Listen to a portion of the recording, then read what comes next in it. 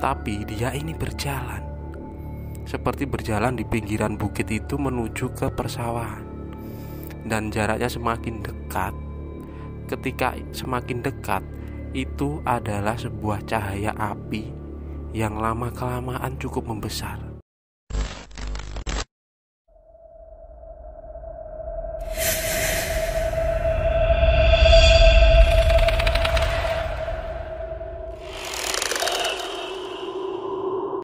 Assalamualaikum warahmatullahi wabarakatuh. Selamat datang kembali di channel Jalan Hidup Akhir 5 bersama saya Arey. Kali ini aku mau menceritakan pengalamanku pribadi yang sebenarnya diingatkan oleh salah seorang temanku beberapa hari yang lalu. Kenapa kamu nggak ceritain kisah yang pernah kita alami mungkin 8 tahun yang lalu? Nah, awalnya tentang urban legend, atau biasanya kita sering mendapat cerita dari kakek atau orang tua kita tentang sosok-sosok hantu yang pernah mereka lihat.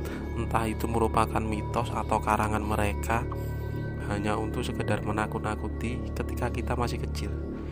Salah satunya tentang hantu suluh atau kemamang atau mungkin yang lainnya. Dia ini berbentuk seperti bola api yang menurut cerita aku dengar ini lama-lama akan menjadi besar dan pada akhirnya berwujud. Almarhum kakekku pernah berkata kalau sosok itu sangat berbahaya dan mereka itu ada. Aku yang waktu itu hanya merasakan takut karena waktu itu aku diceritakan dalam keadaan masih kecil. Nah, ternyata sosok ini pernah aku lihat. Bahkan waktu itu ngelihatnya aku ini gak sendiri. Justru waktu itu aku bersama 2 orang temanku. Kami bertiga kala itu. Kejadian ini teringat mungkin sekitar tahun 2013. Setiap malam, setiap hari, aku ini pasti nongkrong di sebuah pos ronda yang tepat berada di tengah kampungku. Di situ tanpa ada perjanjian terlebih dahulu, kita pasti ngumpul sesama teman-teman atau teman sebaya yang rumahnya dekat di daerah itu. Kegiatannya selalu ngobrol, bercanda, karena cuma itu saja hiburannya. Dan kala itu berbeda. Yang biasanya rame, aku turun dari rumah, tapi ternyata di sana hanya ada 2 orang. Yang satunya Mas Andi. Dia ini lebih tua sekitar 5 atau 7 tahun dari aku. Sebagai gambaran, anaknya ini tinggi besar, badannya ini bagus. Nah, satunya namanya Aris. Sedangkan Aris ini dia di bawahku umurnya. Cuma anaknya ini badannya ini penuh tato, terus rambutnya ini pirang. Ketika aku keluar dengan 2 orang ini, aku selalu merasakan tenang. Tapi tidak dengan kali ini. Waktu itu kami bertiga ngobrol di pos ronda itu. Entah kenapa beberapa teman tidak muncul. Tidak seperti biasanya yang bisa mencapai 5, 10 atau bahkan lebih. Karena memang tempat itu tempat kita nongkrong. Jam menunjukkan sekitar jam 10 malam dan tidak ada kegiatan. Tiba-tiba Aris ini bilang, "Ayo nyuluh." Nyuluh itu dalam bahasa Jawa artinya kita mencari ikan atau belut pada malam hari di daerah persawahan yang ada di sekitar tempat tinggal kita. Kebetulan kampungku waktu itu banyak persawahan yang ada di sekitarnya. Aku sebenarnya malas waktu itu karena aku ini agak penakut. Apalagi malam hari di sawah pasti banyak ular. Tapi berbeda dengan Mas Andi. Ya sudah, daripada gak ada kegiatan, ayo kita bertiga tapi. Jadi mau gak mau aku ngikuti mereka daripada gak ada kegiatan. Kemudian Mas Andi ini masuk ke dalam rumahnya yang tak jauh dari pos ronda itu. Dia kemudian mengambil 1 buah lampu petromak yang biasa digunakan untuk pencahayaan nanti kita bawa ke sawah. Sedangkan aku dan Andi ini mencari sepatu yang cukup panjang, biasanya digunakan para petani untuk ke sawah. Karena ketakutanku adalah kalau kita nanti tiba-tiba menginjak ular.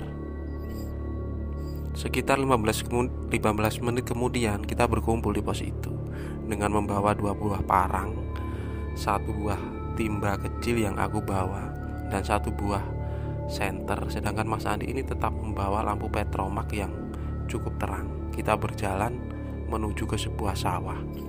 Karena menurut Aris ada satu petak sawah tapi tempatnya cukup luas. Di situ baru saja dibajak dan belum ditanamin padi. Otomatis kalau malam ini pasti hewan-hewan seperti belut atau ikan-ikan kecil yang ada di sawah itu muncul ke permukaan.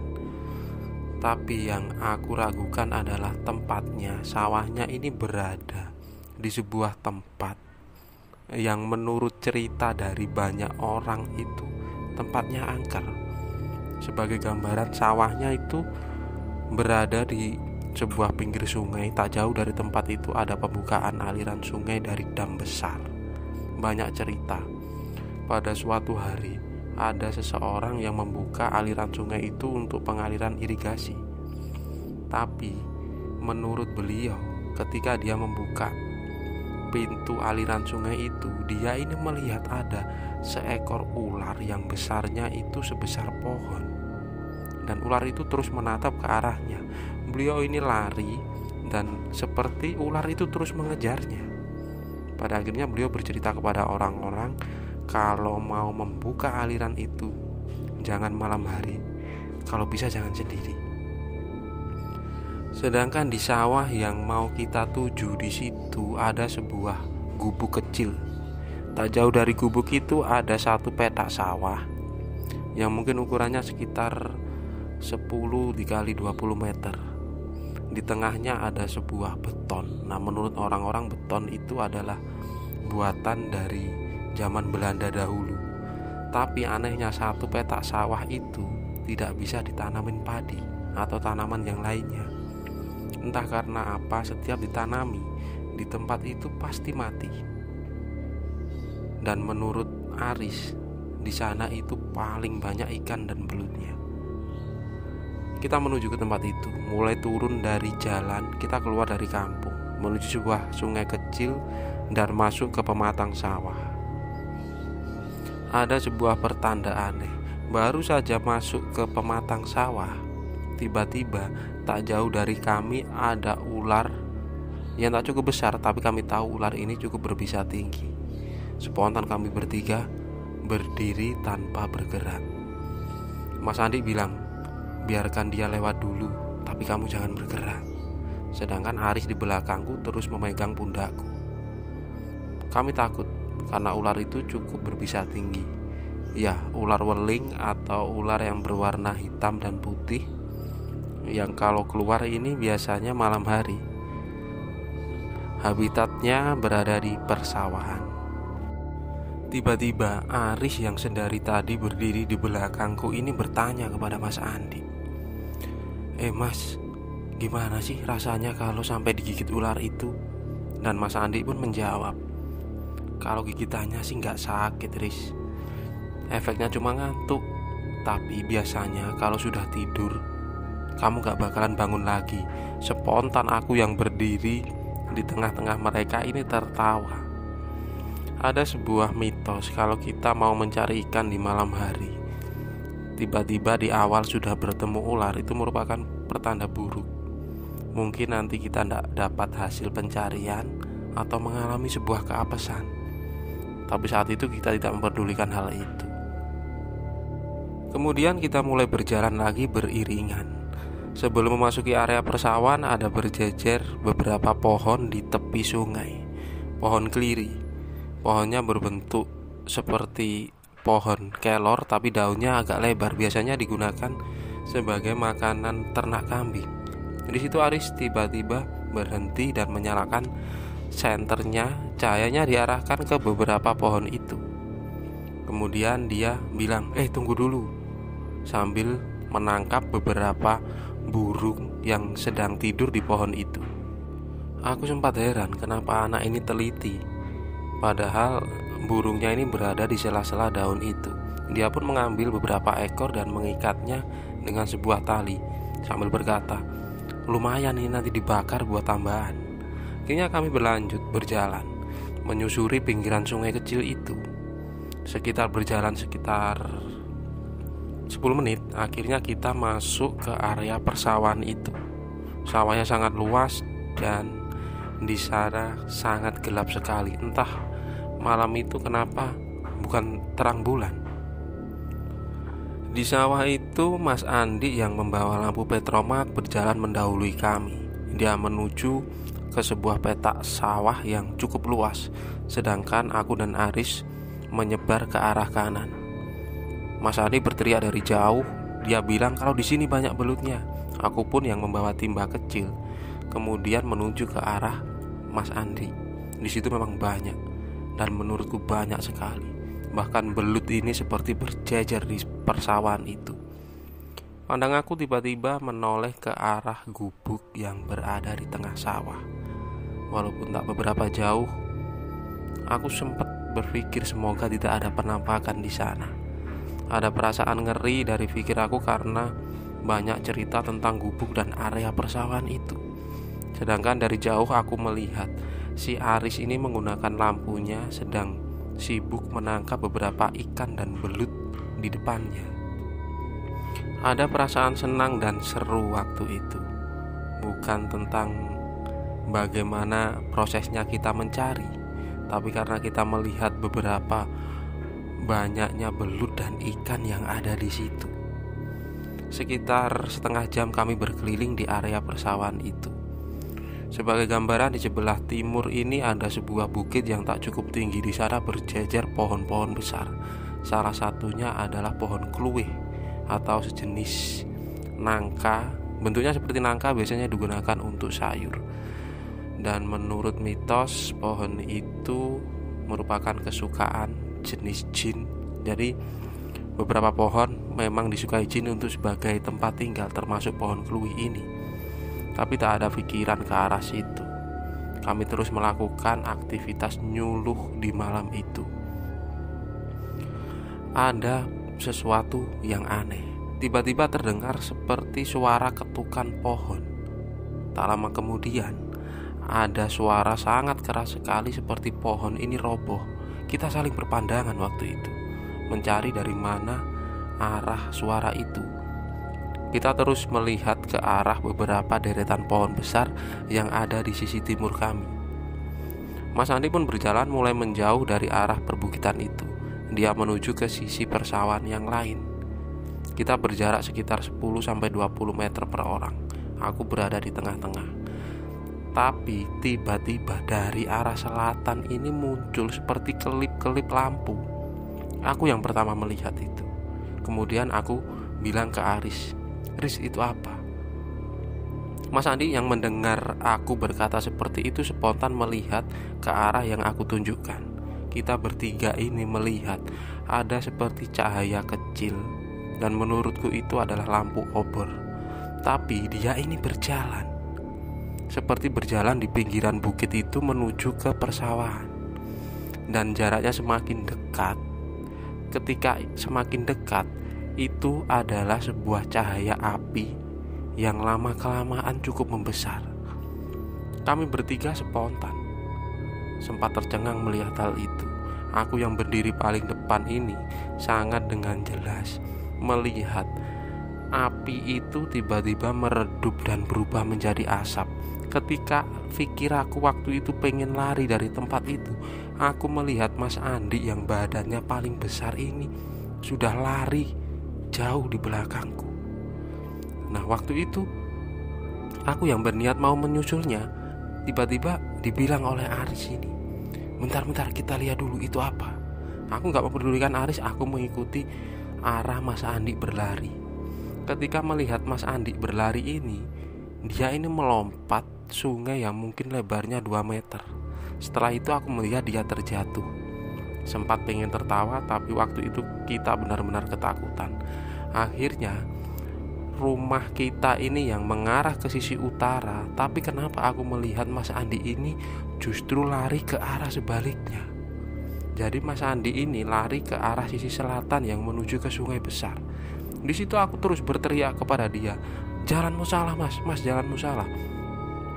Sedangkan si Aris yang berada di belakangku, ayo kita ikuti. Kami akhirnya mengejar arah Mas Andi ini berlari. Dia sambil menenteng lampu petromaknya ini larinya sangat laju sekali, padahal kita itu berlari di pematang sawah di pinggiran sungai. Aku dan Aris ini sampai kewalahan untuk mengejar dia. Setelah berlari cukup jauh, akhirnya aku berhasil mengejar Mas Andi. Dia ini tiba-tiba duduk di sebuah batu di samping sungai besar. Di sana ada jalan kecil menuju ke desa sebelah. Nah, waktu itu dia ini seperti orang yang sangat ketakutan, dan aku lihat wajahnya ini pucat sekali. Kemudian Aris yang berada di belakangku ini bertanya kepada Mas Andi, "Loh Mas, kenapa kamu lari ke sini? Bukannya arah pulang kita ke arah utara?" "Kamu diam dulu, Riz, nanti aku ceritakan. Sekarang kita jalan, kita memutar saja, Riz." Aku pun mengikutinya. Dengan nafas yang sangat tersengal-sengal, akhirnya aku mengikuti arah Mas Andi ini berjalan. Di situ kita tidak ada percakapan sama sekali. Mungkin di pikiran kita sedang berpikir masing-masing tentang apa yang kita lihat tadi. Sesampainya masuk kampung kita, walaupun belum sampai ke daerah perumahan, tapi daerah itu sudah dirasa aman. Kita memutar lebih dari 1 kilometer dari jalan sebelumnya. Kemudian Mas Andi ini duduk. Dia sempat menanyakanku, "Di mana timba yang kamu bawa? Bagaimana tadi belutnya?" "Ya aku buang Mas, gimana aku lari pakai bawa timba juga." Sedangkan si Aris ini tiba-tiba nyari burung yang tadi dia ikat dan dia taruh di saku celananya itu. Dan ternyata mungkin jatuh atau gimana, burungnya ini sudah tidak ada. Jadi waktu malam itu kita benar-benar tidak dapatkan hasil. Di situ kemudian Mas Andi bercerita, "Bentar aku mau tanya ke kalian, apa kalian ini tadi nggak ngelihat kalau pas aku habis lompat dari sungai tadi, di arah jalan kita pulang ada sosok. Dia itu warnanya merah menyala dan seperti api. Bentuknya ini nggak jelas tapi besar, dan dia ini menuju ke arahku." Aku hanya geleng-geleng dan aku melirik ke arah Aris. Dia pun melakukan hal yang sama. Kita benar-benar tidak melihat itu. Yang kita lihat hanya sebuah cahaya seperti obor yang berada di pinggiran sawah tadi. Kemudian Mas Andi ini menceritakan kenapa dia ini berlari justru ke arah sebaliknya. Karena waktu itu dia ini melihat ada cahaya, warnanya itu merah menyala seperti api dan wujudnya ini mengerikan. Cahaya itu terus membesar dan menuju ke arahnya, seperti mau menyerangnya. Karena ketakutan spontan dia ini menuju ke arah selatan untuk mengambil arah yang berlawanan. Dan menurut ceritanya itu adalah makhluk yang biasanya diceritakan oleh orang-orang tua kita. Entah apa namanya, yang jelas itu menurut cerita orang tua kami, sosok itu berbahaya. Nah, setelah itu akhirnya kita menuju ke pos tempat kita sebelumnya. Walaupun tanpa ada hasil, bahkan aku melihat teman-temanku ini badannya penuh dengan lumpur. Bahkan bajunya si Aris ini bagian belakangnya itu robek, entah mungkin karena terkena beberapa pohon yang berada di pinggiran sungai tadi. Setelah itu kita memutuskan untuk mengakhiri malam itu dengan pulang ke rumah masing-masing.